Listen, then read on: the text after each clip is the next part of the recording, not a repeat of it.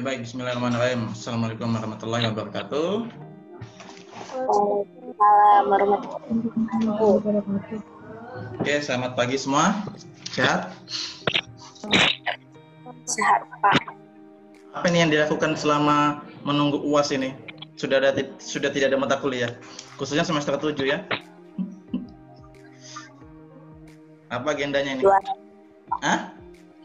Santai. Jualan, Pak. Mantap. Berwirausaha. Oke, ini saya sedikit mereview. Ini pertemuan terakhir dalam perkuliahan mata kuliah strategi pembelajaran.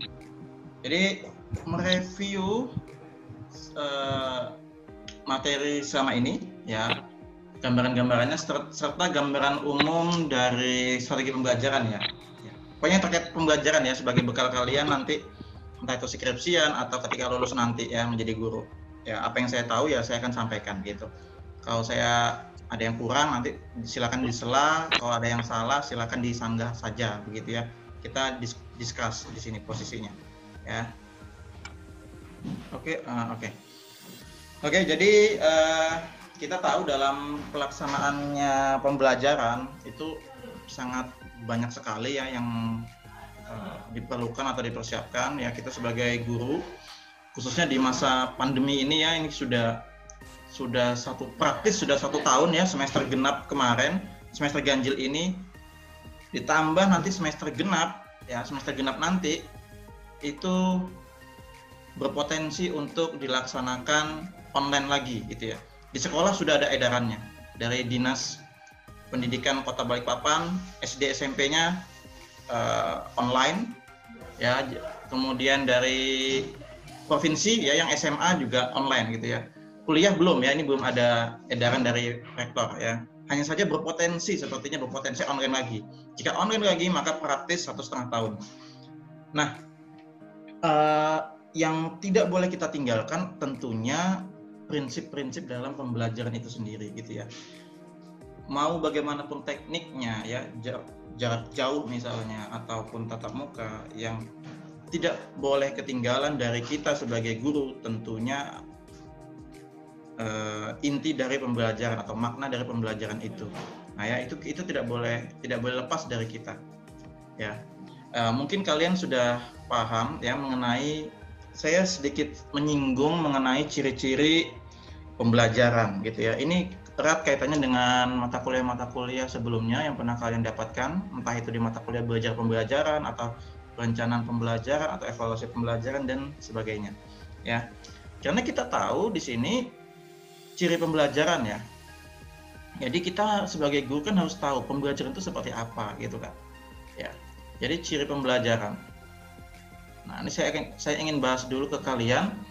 Ciri pembelajaran itu seperti apa sih ya, baik kondisi normal ataupun kondisi pandemi. Ini secara umum saja ya. Ada yang tahu atau barangkali ada yang ingat atau pernah baca atau pernah nonton YouTube-nya gitu ya, ciri pembelajaran itu seperti apa? Silakan, ada yang mau berpendapat? Apa? Ada pengajar, ada yang diajar. Oke, ada pengajar, ada yang diajar, oke ya. Bahan ajar. Oke, nah seperti itu. Itu sebenarnya bagian dari pembelajaran. Ya, jadi ada siswa, ada ini. Tapi oke, saya tuliskan juga boleh ya. Jadi ada perangkat pembelajarannya ya, ada siswa, ada subjeknya, objeknya begitu ya, ada siswa, ada guru, ada bahan ajarnya, lingkungan dan segala macam ya. Bahan ajar, tujuan pembelajaran, kemudian lingkungan, tujuan dan seterusnya gitu ya, ada banyak sekali itu ya. Selain itu kita juga ya, ini kan sebenarnya bagian dari pembelajaran. Nah, yang terpenting dari pembelajaran itu kita harus atau bagaimana guru itu menginisiasi ya. Jadi di sini saya ingin membahas inisiasi ya. Inisiasi artinya inisiasi dari guru ataupun inisiasi dari siswa. Nah, itu yang penting kita lakukan gitu ya. Inisiasi itu maksudnya ya inisiatif gitu ya, inisiatif. Jadi kalau misalnya ya saya sering ini ya, beberapa kali saya nggak nggak ngajar gitu ya, di hari Rabu itu tidak ngajar. Nah, maka saya harus inisiasi ke kalian untuk menginfokan, mohon maaf hari ini saya ada rapat, nanti diganti hari apa. Nah, begitu. Pun demikian mahasiswanya juga harus inisiatif bilang, misalnya dosennya lupa, Pak hari ini kita kuliah gitu kan, kok ini nggak kuliah sudah telat 15 menit, nah gitu disampaikan gitu kan. Nah itu ini inisiasi untuk belajar, nah gitu ya. Jadi bukan sama-sama pasif. Nah nanti kalau sama-sama pasif ya kesannya oh tidak ada saling membutuhkan gitu ya, saya tidak butuh Anda tidak butuh saya. Nah jangan seperti itu gitu. Termasuk ketika kalian menjadi guru gitu ya, jangan seperti itu gitu. Nah itu artinya kita sebagai guru yang tidak dirindukan gitu ya. Jangan menjadi guru yang tidak dirindukan gitu. Jangan sampai misalnya kalian tidak hadir, anak-anak misalnya diumumin ya sama guru piket, misalnya nanti kalian sudah di sekolah diumumin sama guru piket, anak-anak hari ini Bu Ninda tidak hadir. Wah anak-anak langsung jingkrak, yeay apa segala macam gitu, senang gitu kan. Tapi nah itu guru yang tidak dirindukan. Tapi kalau misalnya anak-anak hari ini Bu Ninda sakit, kepalanya pusing misalnya gitu, drop gitu, ya nggak boleh sama Bu Ninda, terus kapan beliau masuk? Nah itu guru yang dirindukan. Nah jadilah seperti itu gitu. Ya makanya kita harus bisa menginisiasi ya, guru ataupun siswa menginisiasi gitu. Nah selain inisiasi ya,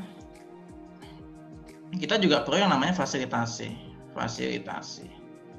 Kalian mungkin tahu maksudnya ya, bagaimana guru itu memfasilitasi belajar siswa ya, sehingga siswa itu dapat apa yang dia inginkan ya. Jangan sampai ada misalnya segelintir siswa yang tidak terfasilitasi dari kita.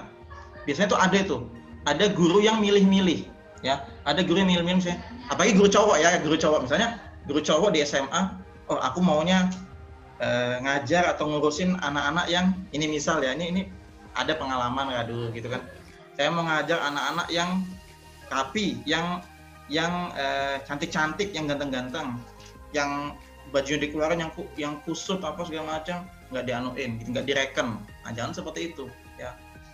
Kita harus fair gitu, kita harus bisa memfasilitasi seluruh siswa kita gitu ya, harus adil gitu.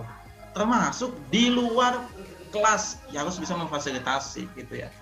Jadi kalau di kelas itu kita sebagai profesional sebagai guru, di luar kalau prinsip saya ya, kalau di kelas kita jadi guru, di luar bisa jadi temannya, kakaknya, orang tuanya, seperti itu prinsipnya.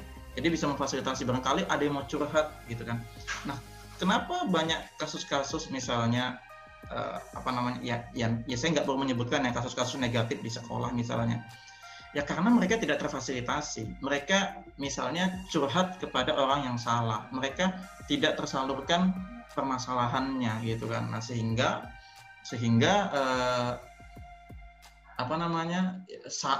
salah menyalurkan itu tadi gitu ya, menjadi hal yang negatif. Nah pertanyaannya Pak, kan ada guru BK atau guru BP di sekolah gitu kan. Pertanyaan lanjutannya adalah kira-kira dengan kondisi misalnya apalagi sekolah negeri dengan kondisi 500 sampai 1000 siswa misalnya, cukup nggak guru BK atau guru BP cuma 1 atau 2 orang? Kan nggak cukup gitu kan, nggak cukup gitu. Makanya sangat sulit sekali sekolah yang guru, padahal sangat penting sekali guru BP atau guru BK gitu ya, minimal difasilitasi sama wali kelas deh gitu ya, minimal difasilitasi oleh wali kelas gitu untuk membantu guru BP tadi gitu. Nah jadi nanti kalian kalau misalnya jadi guru ya wajib memfasilitasi siswa kalian gitu ya. Selanjutnya ada lagi ciri-ciri pembelajaran selanjutnya adalah ini yang penting nih ya, terjadi peningkatan. Nah ini dia, peningkatan proses belajar mengajar ya, peningkatan ya. Ini kalian kemarin sudah PTK gitu ya. Nah ciri pembelajaran yang ideal ya seperti itu gitu ya. Hari ini saya ngajarnya bagaimana, besoknya saya harus lebih baik lagi karena refleksi dari hari sebelumnya, besoknya lagi harus lebih baik karena misalnya ada kekurangan lagi, dan seterusnya sehingga menjadi peningkatan proses belajar mengajar ya, baik dari gurunya ataupun siswanya, terjadi peningkatan itu ya, idealnya seperti itu. Namun kalau misalnya stagnan, hari ini tugas, besok tugas, tugas terus, nggak ada prosesnya gitu kan, ya gitu-gitu aja gitu. Nah makanya tidak salah jika siswa itu memilih jalan tol untuk belajar dengan guru private atau dengan guru les atau di bimbel-bimbel gitu ya, karena mereka tidak terfasilitasi. Nyambung lagi ke poin 3 tadi, mereka kurang terfasilitasi di sekolah gitu. Jika mereka terfasilitasi dengan baik, bisa jadi, ini menurut saya ya, bisa jadi lembaga-lembaga bimbingan belajar itu nggak ada. Bisa jadi loh ya, bisa jadi gitu. Termasuk kalian yang sudah ngajar les, bisa jadi Pak saya nggak ada kerjaan jadinya Pak gitu. Bisa jadi seperti itu, bisa jadi loh ya. Kalau memang benar-benar terfasilitasi dengan baik gitu. Oke, itu tadi terjadi peningkatan proses belajar, termasuk proses hasil belajar tuh ya, mungkin masuk di situ. Kemudian selanjutnya interaksi. Nah, ini juga penting nih. Jadi ini nyambung juga dengan fasilitasi tadi ya, interaksi ya. Interaksi antara dua orang gitu. Ini saya sudah nyampaikan di mata kuliah media pembelajaran kalau tidak salah ya. Jadi apa itu bedanya teaching sama learning gitu kan? Bedanya instruction dengan learning gitu ya. Saya sudah sampaikan itu di mata kuliah media pembelajaran. Jadi kalau instruction itu ya, itu kan mengajar. Jadi satu arah. Ini ada guru satu arah ke siswa. Nah, ya, itu instruction. Tapi kalau pembelajaran ya, instruction itu mengajar, sekedar mengajar, saya menyampaikan satu arah gitu. Tapi kalau learning, nah makanya di buku-buku ya, buku-buku pembelajaran itu istilah itu sudah mulai bergeser gitu ya, sudah lama sekali. Bukan mengajar lagi, tapi pembelajaran, proses pembelajaran gitu, learning ya, bukan instruction lagi ya. Tapi misalnya learning media, nah, kayak gitu-gitu istilah-istilah ya. Student centered learning SCL. Nah, bukan student centered instruction. No, nggak begitu. Tapi learning gitu. Nah, learning itu dua arah gitu kan. Ini guru dua arah gitu. Ini sudah saya sampaikan ya. Nah, ini siswa. Nah, itu learning. Ya. Nah, learning itu terjadi interaction gitu kan. Nah, seperti itu bedanya. Jadi, bagaimana caranya kita harus menjaga atau harus interaksi dengan siswa baik di kelas ataupun di luar kelas. Menjaga gap perlu, namun interaksi juga sangat diperlukan gitu ya. Tentu kalian bisa batas-batasi gitu kan. Saya harus berinteraksi dengan siswa dalam kondisi bagaimana? Bercerita bagaimana? Apakah saya perlu bercerita ke siswa masalah hutang saya? Kan enggak begitu. Jadi kalian pasti sudah mengerti hal itu. Kalian sudah dewasa. Kalian sudah mengerti memilah-milah mana yang harus berinteraksi dengan siswa, mana yang tidak perlu gitu. Kemudian nah ini rangkuman aja ya. Jadi yang terakhir itu adanya sinkronisasi atau berkaitan ya, adanya komponen yang berkaitan. Jadi semuanya berkaitan. Ini nyambung ke poin pertama tadi yang disampaikan, yang pendapat dari Yusi. Jadi siswa berkaitan dengan guru, berkaitan dengan bahan ajarnya, perencanaannya, lingkungannya, kelasnya, jadi seluruh ya atau sivitas akademik di sekolah tersebut gitu. Jadi semua itu berkaitan, nggak bisa lepas satu dengan yang lain. Nah seperti itu ya. Itu rangkuman dari keseluruhan terkait strategi pembelajarannya. Jadi yang perlu kita perhatikan adalah kita harus tahu pembelajaran kita itu sudah benar atau belum gitu kan. Nah, jadi kita harus tahu ciri-ciri pembelajaran gitu. Oke, itu dulu. Barangkali ada pertanyaan part pertama. Nanti saya kaitkan ke teorinya ini ya, yang umum ya, dari Robert Gardner gitu ya. Teorinya Robert Gardner terkait dengan olah informasi gitu ya, olah informasi guru ke siswa gitu. Oke, sampai sini ada pertanyaan barangkali? Kalau enggak saya clear. Silakan.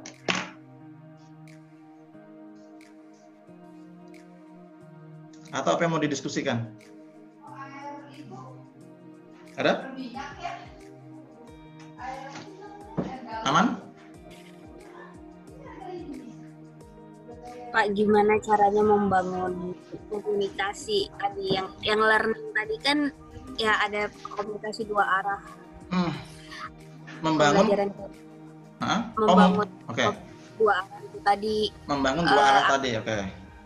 Ya sih, apalagi kalau kayak online kayak gini kan, kayak gini aja interaksi aja kurang gitu, Yap. Pak. Oke, itu pertanyaan bagus. Jadi memang saya juga sampai saat ini ya masih terus-terusan ya. Kalian kalau tidak percaya, kalian lihat video saya di YouTube itu. Saya itu selalu di tiap mata kuliah berusaha untuk mengajak atau memancing mahasiswa untuk bertanya, gitu ya. Termasuk kalian ketika nanti misalnya mengajar harus punya keterampilan bertanya, karena itu salah satu keterampilan guru. Harus punya keterampilan bertanya, memancing-mancing pertanyaan. Nah, saya juga mengalami itu, Ninda. Jadi terus terang aja sama kuliah, kalau nggak percaya lihat aja di YouTube. Bahkan di kuliah saat ini pun juga saya mancing kalian bertanya. Ya, yang nanya kan juga sedikit. Memang rasa bertanyanya beda dengan ketika tatap muka, itu harus diakui. Terus terang ya, harus diakui. Jadi itu susah sekali gitu ya. Jadi harus mancing berkali-kali. Kalau saya sih sejauh ini tekniknya mancing berkali-kali gitu. Ya ini kondisi abnormal ya, kondisi tidak normal ya. Jadi memang susah gampang gitu ya. Cuman ya usaha saja gitu ya, berusaha untuk bagaimana memancing siswa, apalagi yang siswa yang pasif dan baru kenal kita, misalnya kayak kalian baru PLP kemarin gitu ya, dalam waktu sebulan langsung nanya-nanya ke siswa, apakah siswa itu langsung kenal dengan kalian? Belum tentu gitu ya. Maka kalau tadi ditanya, Pak, bagaimana cara membangun interaksi atau perkenalan dengan siswa dalam kondisi ideal, ya mungkin juga bisa diterapin di kondisi tidak ideal seperti saat ini gitu ya, mungkin. Tapi dalam kondisi ideal sih, saya bicara kondisi ideal. Dalam kondisi ideal, kalau kita sedikit menyinggung ke masalah ini ya, perilaku, maka aspek pertama yang harus kalian dapatkan atau kalian lakukan adalah kesan awal, ya, kesan awal. Jadi bagaimana kalian memberikan kesan awal atau kesan pertama kepada siswa. Ya, kesan pertama. Jadi kesan pertama itu harus baik dulu. Gitu. Nanti kalau misalnya jadi guru ya, misalnya kalian jadi guru di sekolah baru ketemu siswa, berikan kesan yang baik. Karena kesan pertama itu sangat menyentuh siswa. Gitu. Misalnya baru pertama kali masuk kelas, ya apa yang bikin, ya ibaratnya gini deh. Ini ada momen, kemudian momen itu menjadi viral. Nah, kayak gitu deh. Viral itu kan dikenang gitu kan, diingat. Nah, bikin sesuatu yang kayak begitu. Bikin sesuatu yang diingat, entah itu kalian, ini misalnya, entah itu misalnya kalian pas baru masuk langsung ngasih tebak-tebakan dengan hadiah 100.000 kah? Atau ngasih sulap matematika kah? Sehingga siswa itu, wah, guru ini bisa sulap gitu. Jadi sudah ada cap gitu ya. Cap pertama dari siswa, Anda punya kemampuan atau skill sulap. Itu bisa, misal seperti itu. Jadi beri kesan pertama gitu. Ya. Selebihnya kalau kesan pertama sudah dapat, kalian bisa merangkul atau memegang siswa gitu ya. Nah, ini kan juga tadi ya saya bilang prinsip ini ya, tentang perilaku gitu ya. Kalau saya baca bukunya itu bagaimana mempengaruhi orang lain. Nah, itu kan erat kaitannya juga bagaimana mempengaruhi siswa gitu kan. How to influence the other people. Bagaimana mempengaruhi orang lain atau bagaimana mempengaruhi siswa. Jadi setelah kesan pertama kita dapatkan atau kita mendapat mereka, kita sudah rangkul sedikit mereka, maka yang perlu kita lakukan selanjutnya adalah atensi. Nah, itu ya, itu teorinya begitu. Tapi ini susah gampang dilaksanakan gitu ya. Karena kesan pertama kadang gagal, kadang berhasil gitu ya. Apalagi misalnya, Pak, saya sudah berusaha begini ini tapi siswa belum antusias, ya sudah coba lagi gitu. Atensi atau perhatian gitu kan. Nah, setelah kita dapatkan kesan pertama, selanjutnya itu beri perhatian. Perhatian yang banyak macamnya gitu ya tadi ya, banyak macamnya. Kalian pasti sudah punya trik itu ya. Perhatian bisa dengan menghafal namanya saja, itu perhatian gitu ya. Biasanya kan kalau kita masuk kelas kita absen gitu kan, absen satu persatu gitu ya. Jadi guru itu ketika kalian menjadi guru, jangan hanya menghafal siswa yang cantik, siswa yang ganteng, siswa yang gendut, siswa yang kurus, siswa yang nakal, siswa yang pinter. Jangan, hafalin semua gitu. Karena yang sedang-sedang saja itu biasanya dilupakan. Kalau kurva normal itu ya, sangat pintar. Ini kurva normal, kalian tahu kan kurva normal, gitu kan? Gini. Nah, ini sangat pintar, gitu kan? Ini sangat kurang, ya. Nah, ini yang paling banyak itu yang sedang-sedang saja, yang biasa-biasa saja. Nah, yang biasa-biasa saja itu biasanya terlupakan malahan, marginal gitu ya, malah terlupakan. Biasanya guru itu kan hafal yang pintar, yang bodoh gitu, atau yang kurang gitu kan. Nah, jadi jangan seperti itu. Jadi kita harus bisa memberikan atensi, ya, memberikan perhatian, khususnya yang banyak ini. Jangan sampai, ini prinsipnya gini, kita memperhatikan yang kecil, tapi melupakan yang besar. Wah, keren banget. Itu jadi quote ya, quote pagi ini ya. Jangan sampai kita hanya memperhatikan yang kecil, tapi kita melupakan yang besar, mengesampingkan yang besar. Jadi kita beri perhatian, semua kita beri perhatian, gitu. Saya mempelajari itu ya dari guru saya juga gitu ya. Jadi saya bagaimana menghafal seluruh nama mahasiswa saya gitu. Ya untungnya mahasiswanya jumlahnya masih terbatas gitu kan, kita kan jadi hafal Pak semester 7, semester 5, semester 3, semester 1 hafal semua gitu kan. Hafal wajah juga. Gimana kalau kondisinya banyak siswanya? Ya dicoba saja menghafal gitu, mengenali mereka gitu. Pendekatan-pendekatan gitu. Kemudian yang ketiga ya, relevansi. Relevansi terpenting gini. Bagaimana caranya siswa tersebut ya, atau pengalaman-pengalaman siswa atau pengalaman-pengalaman kita bisa berkaitan, bisa kita saling bertukar gitu ke mereka.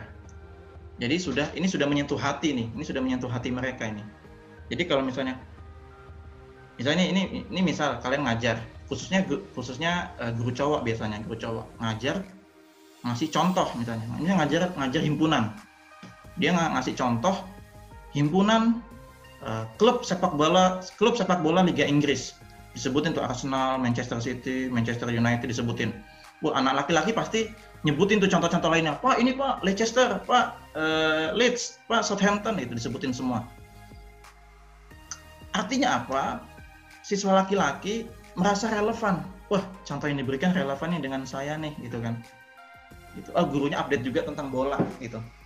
Nah, kalau guru perempuan apa ya, misalnya contoh-contoh nama artis kah atau apa begitu. Jadinya relevan dengan mereka akan tertarik, gitu. Menarik perhatian mereka, gitu. Jadi hal-hal yang relevan. Jangan contoh yang terlalu jauh, misalnya apa ya? Kalian contoh misalnya memberikan soal cerita jauh sekali gitu ya, misalnya sebuah kapal Titanic gitu kan, berjalan berlayar sekian derajat sudutnya, itu tahu jauh gitu. Tapi kalau kalian cerita misalnya kapal yang ada di Pelabuhan Semayang misalnya, atau di Pelabuhan Feri, insya Allah mereka lebih tertarik. Bahkan contoh-contoh nama misalnya Alex, Roberto, Luigi misalnya gitu ya, nggak tertarik mereka. Tapi kalau nama Bejo, Paijo, Rian, Angga, Ninda, Indah, nama-nama yang lokal, mereka lebih tertarik gitu. Itu relevan dengan kehidupan mereka. Nah, seperti itu. Selanjutnya, ini percaya diri ya. Bagaimana guru percaya diri dan bisa membangun kepercayaan diri siswa. Karena ada sebagian atau segelintir siswa kita yang perlu perhatian atau perlu sentuhan ya, apalagi masa remaja ya. Masa remaja itu masa yang paling sulit bagi siswa, entah itu perundungan gitu ya, bullying ya, perundungan, kemudian rekan sekelasnya ada yang lebih kaya, ada yang punya HP baru, ada yang sudah punya pacar misal. Nah, itu ada siswa yang barangkali menjadi tidak pede, jerawatan, atau misalnya jatuh di depan kelas, menjadi tidak pede, dan itu diingat seumur hidupnya. Nah, bagaimana caranya guru melakukan pendekatan itu sehingga bisa membangun kepercayaan diri siswa? Nah, kalau sudah dapat itu, hatinya kita dapatkan tuh siswa itu. Nah, seperti itu. Nah, bagaimana caranya kita seperti itu? Termasuk saya misalnya, kalau kalian misalnya, Pak ini skripsinya susah Pak, soal mata kuliah ini susah Pak. Nah, bagaimana caranya saya membangun motivasi atau membangun kepercayaan diri kalian? Udah, itu gampang aja. Udah, ujian PTK gampang aja, itu enak aja kok sama Pak Lipatan gitu. Bagaimana caranya saya memotivasi kalian? Bagaimana caranya saya membangun kepercayaan diri kalian bahwa ini semua harus dilakukan, ini semua merupakan proses, ini semua latihan gitu kan, latihan kalian sidang skripsi begitu. Nah itu cara saya kemarin memotivasi kalian sidang ini kan, sidang PTK itu misal itu. Kemudian apalagi ya, kalau rasa percaya diri sudah satisfying atau rasa puas ya, rasa puas. Nah kita ngajar ya 2 kali 45 menit misalnya ngajar di SMA. Saya ngajar nggak terasa waktunya sudah habis. Siswa itu merasa nggak terasa ya gitu kan, nggak terasa belajar sama Bu Ninda, sama Bu Indah, sama Bu Martina misalnya gitu kan, nggak terasa gitu. Nah kalau dia sudah ngomong begitu, itu artinya terasa puas, artinya belajar itu batasan waktu itu bukan masalah lagi baginya. Mereka senang gitu, mereka senang belajar dengan Bu Ninda, Bu Indah atau Bu Martina tadi gitu. Mereka merasa terpuaskan gitu. Jangan sampai suasana kelas kita ngajar itu mencekam gitu, sehingga mereka tuh ingin cepat-cepat keluar kelas, ingin cepat-cepat kabur dari kelas gitu kan, entah itu alasannya pipis atau apa gitu kan, yang jelas nggak mau ketemu sama kita gitu. Nah jangan sampai seperti itu. Bagaimana caranya kita membangun rasa puas mereka, rasa puas baik di kelas ataupun di luar kelas. Di luar kelas ya saya bilang misalnya barangkali ada siswa yang merasa kesulitan, barangkali ada siswa yang butuh wadah untuk mereka bercerita. Ya kita berusaha menjadi pendengar yang baik. Ya, jangan sampai kita sorry ya saya sibuk ya sorry ya, gitu. Jangan sampai begitu. Selama nggak sibuk kita jadi wadah mereka gitu. Karena siapa tahu dari situ dia akan merasa puas dengan pelayanan kita. Nyambung lagi ke poin 4 tadi, merasa pede. Nyambung ke poin kedua tadi, dan mereka merasa diperhatikan. Dan bisa jadi ke poin pertama tadi dia merasa memberi kesan, ternyata Pak Rian begini ya, ternyata Bu Martina begini ya orangnya. Saya pikir dia tuh galak, ternyata dia perhatian sama saya. Nah, sehingga mengubah pola pikir siswa. Wah, begitu. Itu keren banget tuh, ya.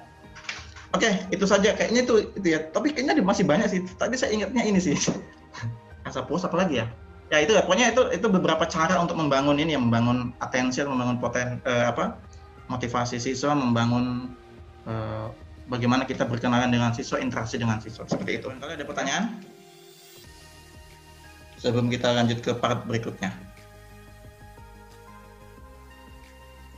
Ini bekal secara umum aja ya, secara umum terkait keseluruhan strategi pembelajaran ya.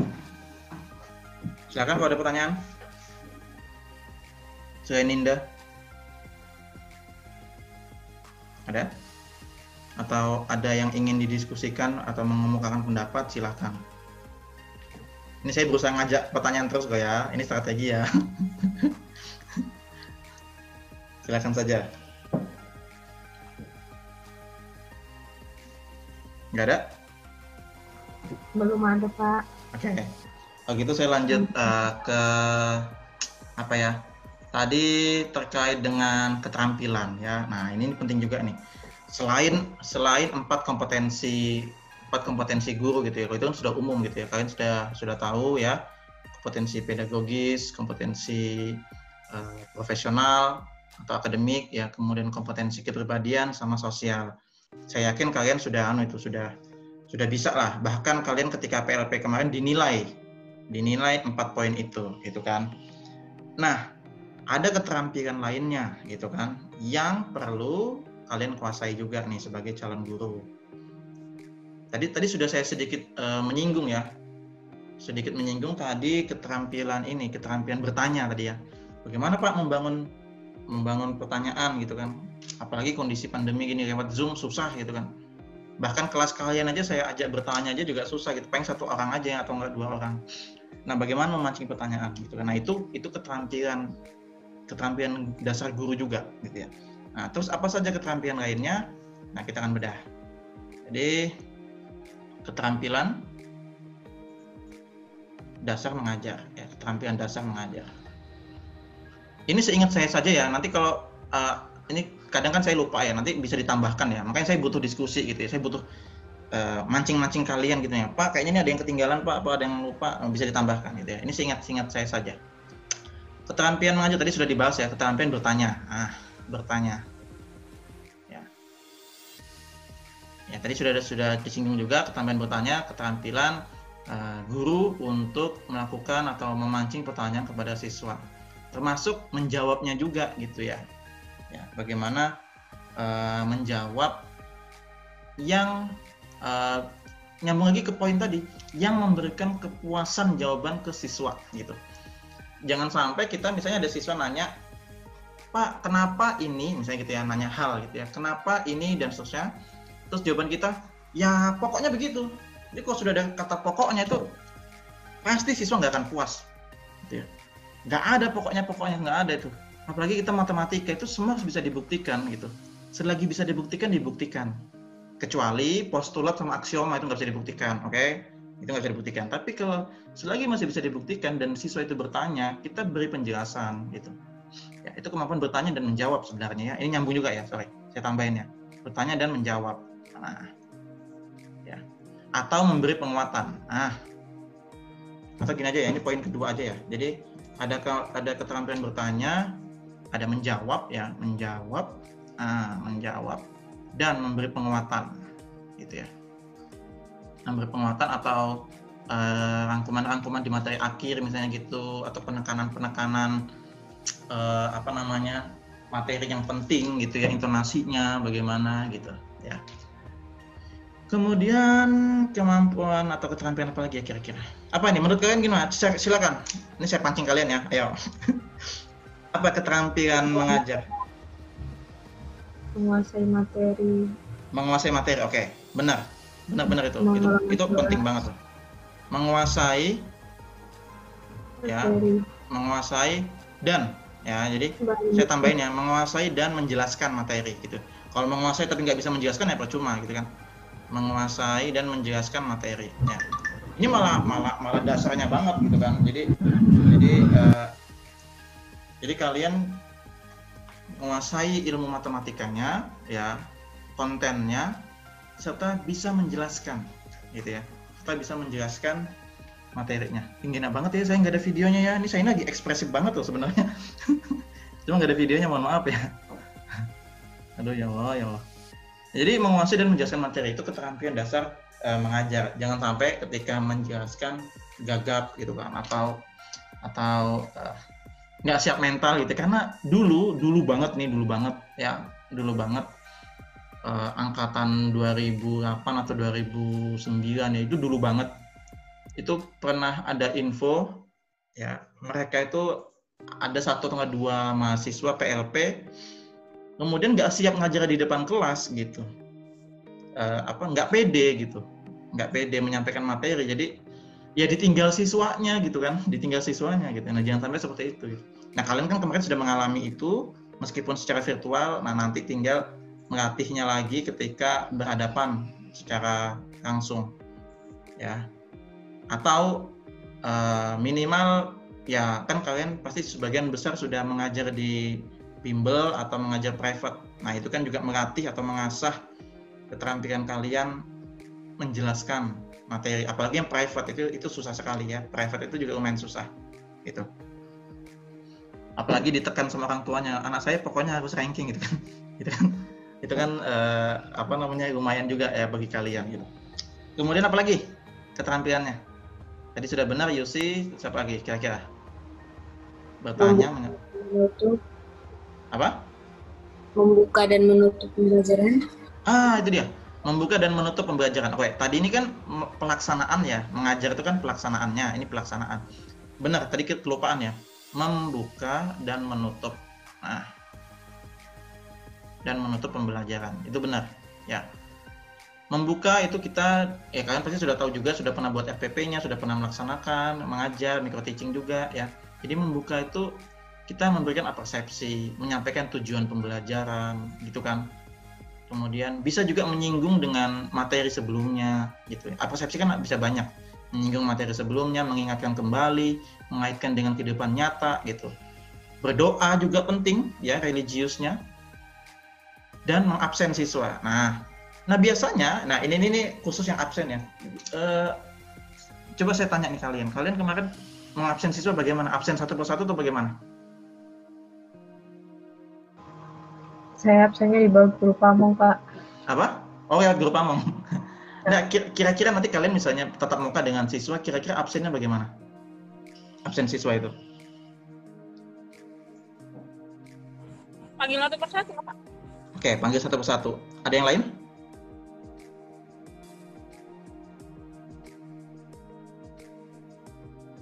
Ada yang lain? Atau sependapat dengan Antin? Absen sistem kubes. Apa? Absensi dan apa? Apa, Yus? Apa, Yus? Nggak jadi, Pak. Oke, saya gini ya. Sebenarnya bisa dua cara ya. Jadi absensi satu persatu, ya, absensi satu persatu itu benar, ya. Tapi itu tidak efisien karena memakan waktu yang lama. Oke, itu kelemahannya. Absen misalnya, Ninda hadir nggak? Hadir. Yusi hadir. Uswatun hadir. Antin hadir. Nah, gitu. Itu memakan waktu yang lama. Oke. Tapi positifnya adalah kita lebih mengenal siswa. Kembali lagi ke poin tadi, perhatian, memberi perhatian. Ya, itu positifnya. Jadi, oh, ibu saya ya, sekaligus mengenal dan menghafal. Nah, kembali lagi ke poin yang tadi sebelumnya juga. Jadi kalau kita mengabsen siswa satu persatu itu juga memberikan dampak positif. Kita mengenal mereka, kita memberi perhatian mereka. Minimal kan mereka angkat tangan dan kita melihat wajahnya pucat atau enggak gitu kan. Kalau pucat kan, wah ini berarti ini sakit, wah ini nggak suka di kelas misalnya gitu. Kita bisa melihat gejalanya. Nah, satunya lagi, poin kedua, caranya adalah absen yang tidak hadir gitu. Udah gitu aja. Siapa yang hadir? Ya, ada 36 siswa. Di kelas cuma 35. Oh, berarti satu orang nggak hadir. Udah gitu aja. Lebih cepat. Tapi kelemahannya itu tadi, ini kembali ke poin yang tadi. Kita mengorbankan kita lebih mementingkan atau memikirkan yang lebih sedikit atau lebih kecil, tapi kita melupakan yang besar. Kita lebih mikirin orang yang sakit yang dia berada di rumah dibandingkan dengan ada 35 siswa di hadapan kita. Gitu. Ya, jadi dua-duanya punya kelemahan dan punya kelebihan. Nah, itu tinggal tergantung aja situasi. Pak, gimana kalau saya sudah hafal? Kalau sudah hafal ya sudah, nggak usah absen satu persatu. Oke? Nah, gitu aja. Jadi itu teknik kalian. Gitu. Tapi intinya, kalau efisien ya itu tadi. Kalian lihat atau bisa menghitung dalam hati gitu kan. Oke, di sini 36 siswa tapi yang hadir 35. Langsung tanya, si ini nggak masuk ya? Atau siapa yang nggak masuk? Misalnya gitu. Nah, gitu aja. Selebihnya ya perhatian, ya basa-basi 5 menit, nanya kabar begitu-gitu, yel-yel motivasi begitu. Tetap memberi perhatian ternyata bisa juga. Nah, gitu ya. Jadi membuka seperti itu. Menutup itu kita merangkum, kita refleksi materi, serta memberikan tindak lanjut. Kira-kira minggu depan kita materinya apa, gitu kan?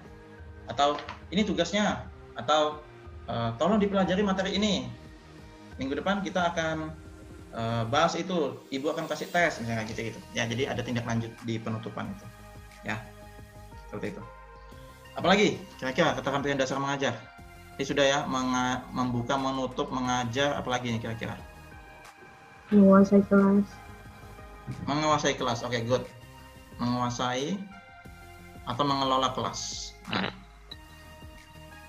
ya, itu benar ya. Jadi kalian pasti sudah tahu maksudnya mengelola kelas itu seperti apa. Jadi kalau misalnya kelas itu tidak begitu lebar, kemudian kondisinya siswanya lumayan banyak, nah itu nanti diaturnya bagaimana ketika pembelajaran berkelompok, ya, ketika menggunakan model-model pembelajaran tertentu, model jigsaw misalnya, model tari bambu, model NHT, model TPS, TGT dan segala macam ya. Pokoknya ada banyak model itu. Nah, kalian harus bisa mengkondisikan kelas gitu kan. Atau misalnya kalian wali kelas punya wewenang, wah, kalau kondisi kelasnya kursinya begini, biasa-biasa saja, kayaknya siswa cepat bosan deh. Kalau gitu minggu pertama begini, minggu kedua saya ganti posisi kursinya letter U misalnya, yang kayak gini.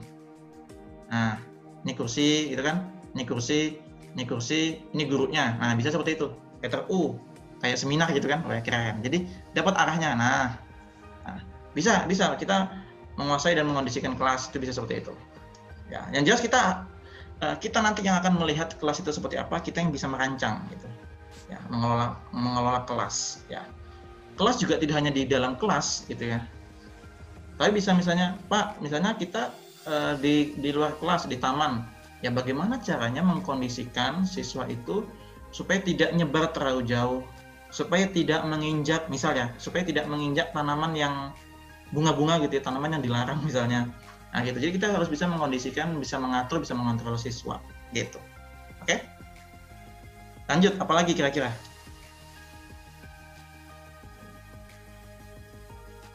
Pembimbingan ya, kira-kira pembimbingan ya, kayaknya pembimbingan ini ya, pembimbingan diskusi. Nah itu, jadi guru harus bisa membimbing dalam diskusi, menjadi moderator gitu kan, menjadi ini kalau penengahnya, ya menjadi penengahnya.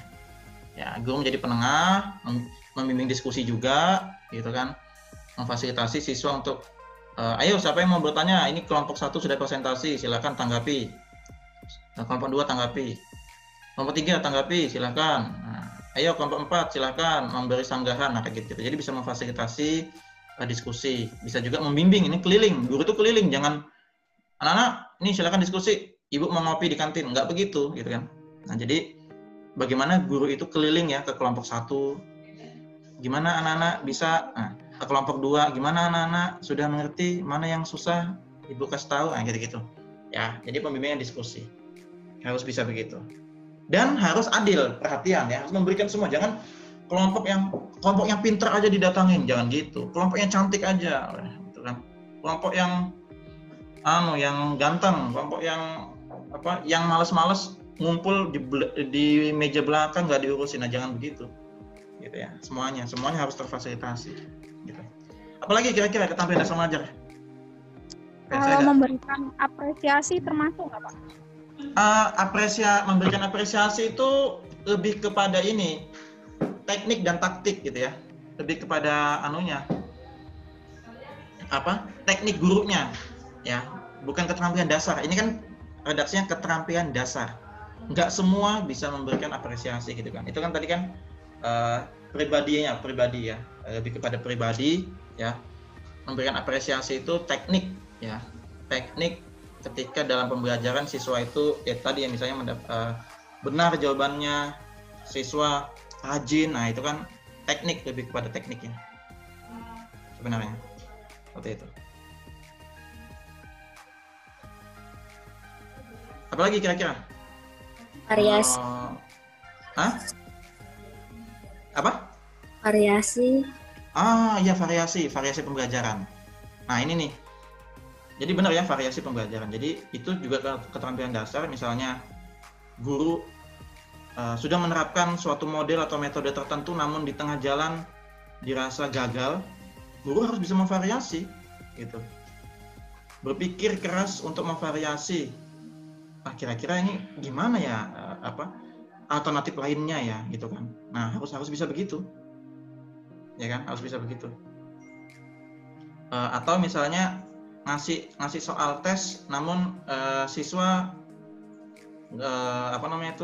hasilnya masih rendah, ya variasi, apakah soalnya dikurangi tingkat kesulitannya atau bagaimana, nah begitu ya. Jadi itu variasi seperti itu. Oke. Apalagi? Kayaknya itu aja ya, atau ada lagi barangkali? Silakan kemukakan pendapat. Penggunaan media pembelajaran dan model. Penggunaan media Nggak masuk ya, media pembelajaran itu model. ya, itu masuk ke ini sih, teknik ya, teknik sama strategi sih masuk. Tapi bisa ya, mungkin penggunaan media itu sekarang menjadi keterampilan dasar mengajar di masa pandemi ya, mungkin loh ya, mungkin bergeser ya, mungkin bisa bergeser ya itu, menguasai IT kan. Mungkin bisa menjadi keterampilan dasar mengajar di masa pandemi, mungkin bisa. Gitu. Oke, kita lanjut ya. Oke, tadi ada tambahan ya, keterampilan dasar menguasai IT ya, itu bisa ya. Ya, menguasai IT atau media pembelajaran ya. Itu mungkin ini sekali lagi ini menurut saya ya, secara subjektif aja ya. Saya nggak tahu kalau saya lupa ya isi di buku ya. Barangkali kalian punya referensi apakah dia masuk keterampilan dasar gitu ya. Tapi kalau menurut saya menguasai media pembelajaran saat ini ya itu termasuk keterampilan dasar gitu. Karena kemarin tuh ya ini terus terang saya kemarin tuh lihat ada beberapa info lowongan kerja dicari guru gitu ya. Ada guru semansa, ada guru SMP apa kemarin tuh BIS misalnya gitu. Itu syaratnya selain S1 gitu kan. Ada syarat ketiga atau keempat gitu, itu mampu mengedit video pembelajaran. Begitu, seriusan. Kemarin ada itu begitu. Yang nge-share itu. Iya, Jadi, betul itu, Pak. Ya ada, seriusan. Jadi, Iya. Sekarang guru dituntut itu juga gitu kan, membuat video pembelajaran. Jadi ya keterampilan dasarnya atau syarat untuk dia diterima di sekolah itu ya bisa mengedit atau membuat video pembelajaran gitu.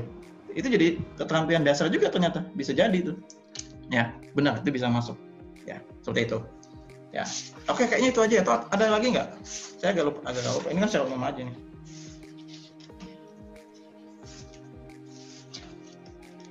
Ini nanti saya singgung ke ini ya, ke apa namanya itu? Kayak ke tadi sudah keterampilan dasar. Ini penting juga saya sampaikan ke kalau komponen pembelajaran nggak usah, kalian pasti sudah tahu ya. Tadi sudah include di sini, ada pembukaan gitu ya, ada inti. Sudah bisa lah. Kemudian ini dia. Ini yang terpenting lagi nih. Ini yang tadi saya lupa ya, teorinya ini ya. Teori lama ini teori jadul ya, tapi menurut saya masih relevan sampai saat ini. Ya, ini teori dari ini saya clear ya. Ini teori dari Gartner ya. Ini sudah sangat umum sekali, sudah sangat familiar bagi kalian di dunia pendidikan ya. Gartner ya, ini saya clear. Teorinya Robert Gartner ya, itu nama teorinya itu teori olah informasi. Nah, ini kalau saya salah nanti tolong diralat ya. Teori olah informasi. Ini umum ya, umum. Informasi itu dalam hal ini ya pembelajaran gitu kan. Teori olah informasi dari Gartner. Ya, Gartner. Nah, ini kalau nggak salah ya. Ini tahun 96 atau 97. Kalau nggak salah ya. Tapi menurut saya masih relevan sampai saat ini. Menurut saya masih relevan. Gitu ya. Tapi kalau nanti misalnya, Pak, saya mau penelitian, ngutipnya bagaimana? Ya, Gartner dalam siapa? Di jurnalnya gitu ya. Gitu ya. Oke, jadi teorinya begini. Gambaran besarnya begini. Jadi kita ini tentu kehidupan kita tidak terlepas dari yang namanya lingkungan, gitu kan. Nah, jadi kita berada di lingkungan tertentu, ya. Atau kalau di bukunya Gartner itu apa lingkungan itu apa ya? Environment, ya, environment. Nah, kita berada di suatu lingkungan. Nah, kita sebagai entah itu guru atau siswa, ya, katakanlah siswa ya, siswa yang akan mengolah informasi. Siswa berada di suatu lingkungan. Nah, siswa itu kita namakan reseptor, ya, reseptor atau penerima info dari lingkungan, kan gitu ya. Nah, penerima info dari lingkungan. Itu kalau dulunya istilahnya itu ada dulu banget ya. Alam takambang ya kalau saya. Ya. Ada itu istilah itu ya. Jadi belajar dari lingkungan apa gitu-gitu. Alam takambang kalau tidak salah ya. Itu ada istilahnya seperti itu. Jadi siswa mendapatkan informasi dari lingkungan, apapun itu ya, lingkungan di sekolah, keluarga, apa begitu, di kelas gitu.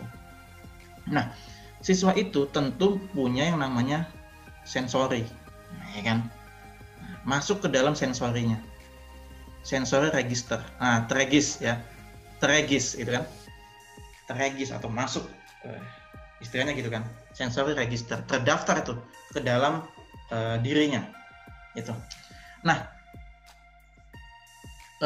masuk ke dalam dirinya bisa jadi ya ilmu atau pengetahuan atau informasi yang didapatkan dari lingkungan tadi bisa masuk ke apa namanya itu, saya lupa, short term, itu dia, short term memory Nah, short term memory. Ya, apa itu? Ingatan jangka pendek. Oke? Bisa jadi dia masuk ke long term. Nah, jadi bisa dua ya. Bisa short term, bisa long term. Long term. Nah, jika benar-benar berkesan, dia akan masuk ke long term, gitu kan. Kalau biasa saja dia akan ke short term, gitu kan. Kan kalian pernah ya misalnya ada momen tertentu, gitu kan.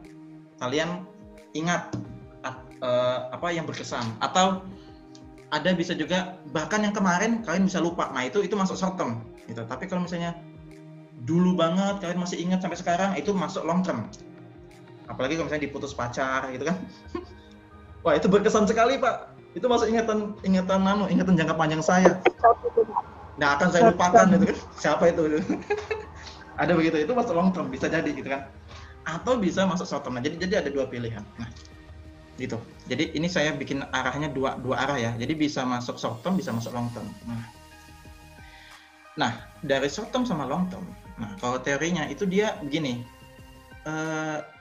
Karena tadi sudah masuk ke short term atau long term, kita akan merespon. Nah, jadi ada istilah namanya respon di sini. Respons. Responses. Banyak respon. Respon generation. Responses ya gitu ya. Respon. Nah, ini bisa juga dari long term tadi. Jadi long term bisa memberikan respon, short term bisa memberikan respon. Nah, kita memberikan respon akan menimbulkan apa? Akan menimbulkan suatu efek. Nah, ya, akan menimbulkan suatu gejala atau akibat, gitu kan. Saya misalnya gini kan tadi ya. Ini misal kalian belajar. Kalian melihat suatu yang gampang gini deh, kucing ya, kucing. Yang sangat dekat dengan kita ya, relevan. Ini saya kasih contoh yang tadi relevan. Kalian lihat kucing. Dulu pas kita belajar IPA kelas SD gitu ya. Ini zaman saya ya. Saya nggak tahu zaman kalian apakah sudah berubah atau belum ya. Dulu itu kucing itu kan masuk hewan karnivora ya nggak sih? Benar nggak? Benar apa nggak? Atau ada kesesatan dari saya? Dulu karnivora, Pak. Nah, kucing itu karnivora. Dulu ya. Dulu itu di pelajaran IPA itu kucing itu karnivora. Makan daging, makan ayam, makan ikan segala macam. Tapi nah, itu kan kita dapat ilmu itu. Sensory register masuk ke dalam diri kita. Bisa jadi masuk ke short term, bisa jadi long term. Kalau bagi saya ini masuk long term karena saya sampai sekarang masih ingat dengan pesan guru itu. Masuk ke long term. Nah, kita memberikan respon. Respon itu, oh ternyata kucing itu karnivora. Sekalinya ada informasi lain yang masuk. Tapi kucing saya tuh di depan rumah makan rumput. Iya nggak sih? Kucing makan rumput kan, bener nggak sih? Kucing makan rumput. Ya? Kucing makan rumput, kucing makan tempe, kucing makan nasi. Makan nasi juga, Pak. Kucing makan nasi, makan kerupuk, roti dan segala macam gitu kan. Nah, pertanyaannya adalah apakah kucing itu karnivora? Oh, ternyata kucing itu omnivora gitu kan. Oke, tengahnya adalah gitu kan. Efeknya yang memberikan efek ke kita adalah gini. Oh, barangkali kucing itu karnivora karena secara morfologi ya, bentuk giginya taring. Taringnya pasti itu karnivora secara morfologi. Oke? Ini penengahnya. Efek ya. Tapi secara fisiologi dalam fungsi tubuhnya, kucing itu membutuhkan yang namanya rumput untuk mengelola racun di dalam tubuhnya. Habis makan rumput kan kucing muntah, ya nggak sih? Coba perhatikan kucing itu. Habis makan rumput dia muntah. Nah, itu dia mengeluarkan racun. Nah, itu secara fisiologi. Jadi, secara fisiologi dia omnivora. Serta pergeseran pergaulannya dia gitu ya. Kucing itu kan sangat dekat dengan manusia. Kucing itu bukan hewan liar, tapi hewan yang sangat dekat manusia, minta makan sama manusia, mencuri makanan dari manusia.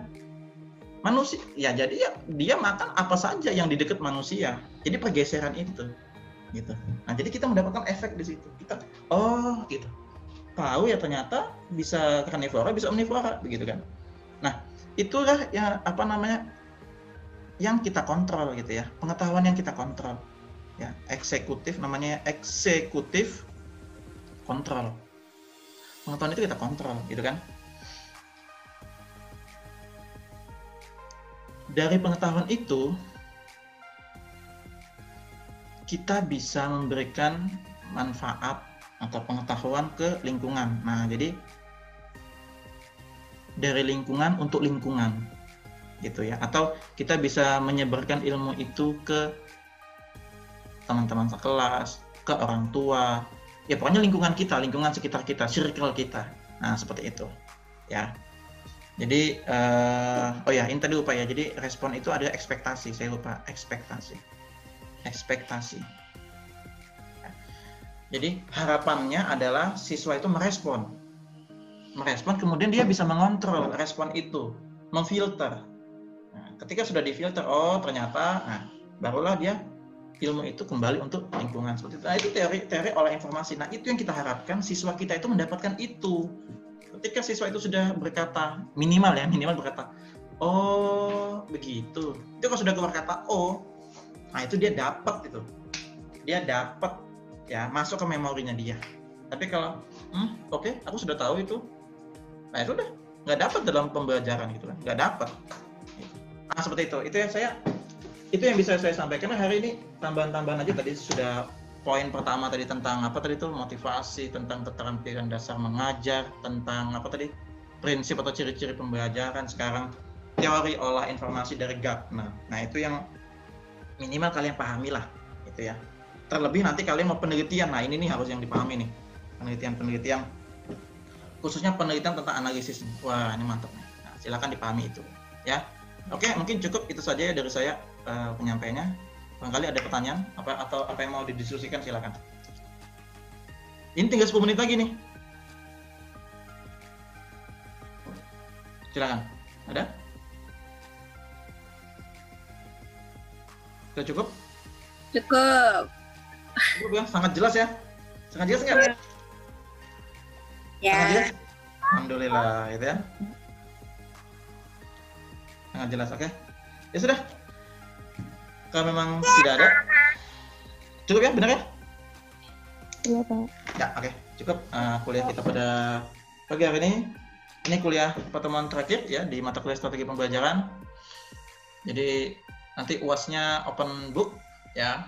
Open book, open modul ya kalian juga jarak jauh juga saya nggak bisa kontrol gitu kan. Jelas nanti UAS-nya ya terkait dengan strategi pembelajaran, kemudian perencanaan kalian bagaimana strategi kalian jika materinya aljabar, materinya geometri, apa strateginya, kayak gambarnya kayak gitu ya. Silakan nanti dirancang gitu ya, esai gitu ya, uraian ya.